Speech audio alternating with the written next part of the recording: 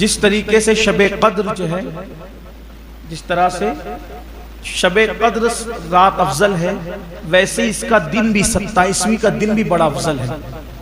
بہت سارے اعمال ہے شب قدر کے، ایک عمل جو ہے وہ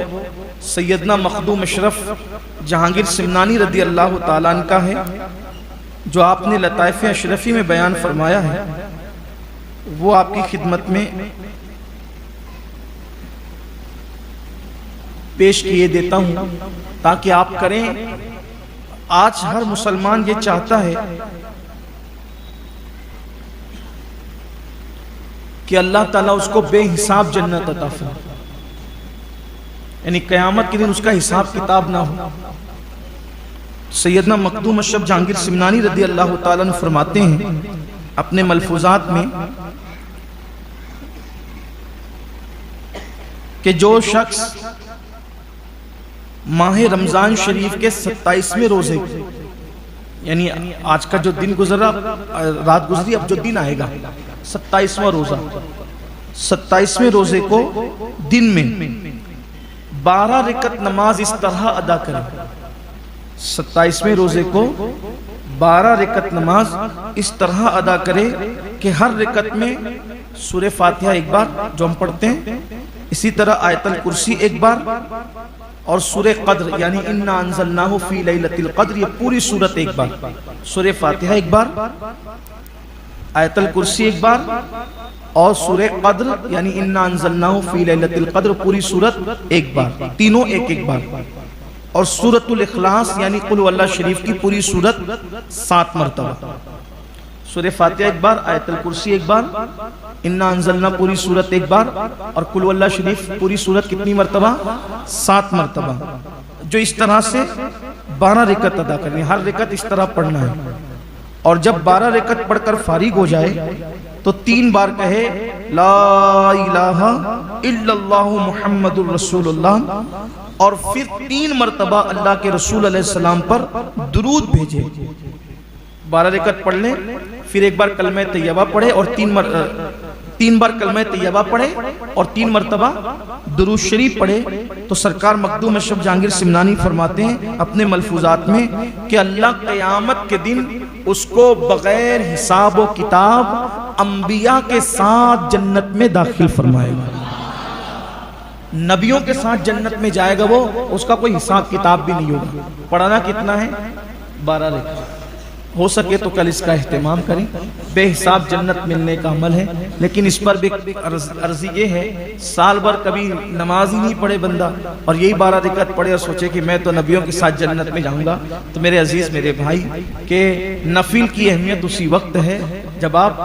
فرض کے ساتھ اس کو ادا کریں، تو اللہ تعالیٰ ہمیں فرض کی بھی توفیق عطا فرمائے، نفل کی بھی توفیق عطا فرمائے۔ آج کی رات درود شریف کا اہتمام کریں، دعاؤں کا اہتمام کریں اور تلاوت کا اہتمام کریں، بڑی اہم رات ہے، بڑی اہم رات ہے۔ اکثر بزرگوں کے نزدیک شب قدر 27ویں رمضان شریف ہے۔ اللہ تعالیٰ ویسے بھی شیخ ابو الحسن شاذلی رحمت اللہ علیہ سلسلے شاذلیہ کے بہت بڑے بزرگ ہیں، فرماتے ہیں جس سال رمضان شریف کا پہلا روزہ منگل یا جمعہ کو ہوتا ہے، اس سال شب قدر 27 تاریخ کو ہوتی ہے، ایسا وہ کہتے ہیں۔ فرماتے ہیں جس سال منگل یا جمعہ کو پہلا روزہ ہوگا، اس سال 27 تاریخ کو شب قدر ہوتی ہے۔ اور پھر اس میں شب قدر میں اس کو شب قدر کیوں کہتے ہیں؟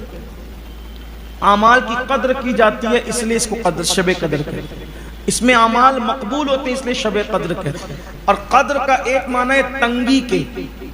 تنگی یعنی یہ تنگی کی بھی رات ہے۔ تو تنگی کی رات کا کیا مطلب؟ یعنی اس رات میں آسمان سے اتنے فرشتے نازل ہوتے ہیں کہ فرشتوں کی تعداد کے سامنے زمین تنگ ہو جاتی ہے، یعنی جگہ نہیں رہتی زمین پر، فرشتے اتنے اتر جاتے ہیں۔ اگر ہمیں آنکھیں ہوتی تو ہم دیکھتے ہیں کہ کتنے فرشتے اترے، اور حضرت جبریل علیہ السلام بھی آتے ہیں ہرے رنگ کا جھنڈا لے کر، اور وہ جھنڈا کعبے پر نصب کرتے ہیں اور ساری دنیا کا زمین کا وہ چکر لگاتے ہیں۔ جو لوگ شب قدر میں عبادت کرتے ہیں تو ان سے حضرت جبریل اور فرشتے مصافحہ کرتے ہیں۔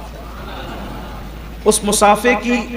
آپ کو کیفیت پتہ چل جائے گی کہ کس سے مصافحہ کیا۔ بزرگان دین فرماتے ہیں شب قدر میں عبادت کرتے کرتے جس کی آنکھوں میں آنسو آ جائے، آنکھیں نم ہو جائے، سمجھ لو کہ جبریل نے اس سے مصافحہ کر لیا،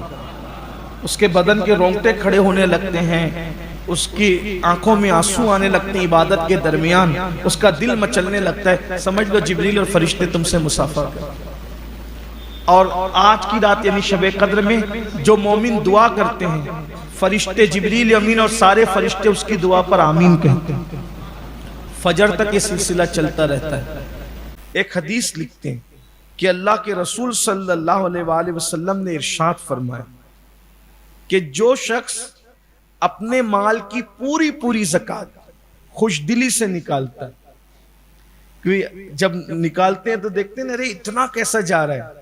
2.5% اتنا لگتا ہے، 97% کتنا پڑا ہے تیرے پاس، پھر بھی دل چھوٹا کرتا ہے۔ خوشی منا اللہ کے بندے کہ اللہ نے تجھے مانگنے والا نہیں بلکہ دینے والا بنا، اور اس پر بھی تجھ سے وعدہ کیا کہ 1 دے گا تو میں تجھے اس کے عوض میں کم سے کم 10 دوں گا، اور اچھی نیت سے دے گا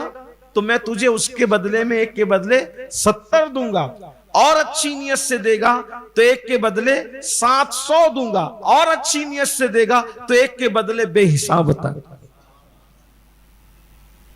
تو جو خوش دلی بات، خوش دلی کے دل چھوٹا کر کے نہیں، خوش دلی سے نکال، یہ واپس ملنے والا ہے،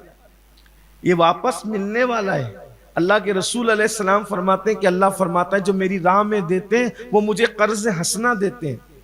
آج وہ اپنی حیثیت کے مطابق دے رہے، قیامت میں اپنی شان کے مطابق ان کو لوٹا دوں، یہ ملنے والا ہے۔ اس لیے جمع کراؤ اللہ کی بینک میں، جتنا دے سکتے جتنا خرچ کر سکتے، اللہ کے یہاں جمع ہو رہا ہے سب۔ ایک بار اماں عائشہ پاک کو حضور نے کچھ جو وہ درہم و دینار دیے، تو جب شام کو حساب لیا کہا کیا حضور 2 درہم بچا لیے اپنے لیے، باقی سب خرچہ کر دی۔ فرمایا 2 خرچہ کیا، سب بچا لیا، کیونکہ جو اپنی ذات پہ خرچہ کر رہے ہو وہ ختم ہے، جو اللہ کی راہ میں دے رہے ہو وہ واپس ملنے والا اور شان کے ساتھ ملے گا انشاءاللہ۔ اس وقت انسان سوچے گا میں نے دے کیوں نہیں دیا، مال وارثوں میں تقسیم ہونا ہے، جیتے جی اولاد ماں باپ کے کام نہیں آتی آج کل اللہ ماشاءاللہ، مرنے کے بعد کس نے مغفرت کی دعا کرنا ہے، اس لیے آج اپنے لیے جو کر سکتے ہو کر لو، مر جائیں گے 2-3 دن بچے روئیں گے، اس کے بعد سب اپنے اپنے کام دھام میں لگ جائیں۔ میرے بھائی جو قوم اللہ کو یاد نہیں کرتی وہ ماں باپ کو کیا یاد کرے گی؟ آپ کہاں ہو؟ اپنے لیے جو کر سکتے ہو، میں آپ کے بچوں سے آپ کو بدگمان کرنے نہیں کھڑا ہوا ہوں، لیکن یہ کہہ رہا ہوں آخرت کے بچوں سے پیار کرو، ان کے لیے انتظام کرو، سب کرو، لیکن آپ دیکھ رہے ہو کہ جو قوم اللہ کو یاد نہیں کرتی، رسول اللہ کو یاد نہیں کرتی، مرنے کے بعد بہت کم لوگ ہیں جو ماں باپ کو یاد کرتے، بہت کم لوگ۔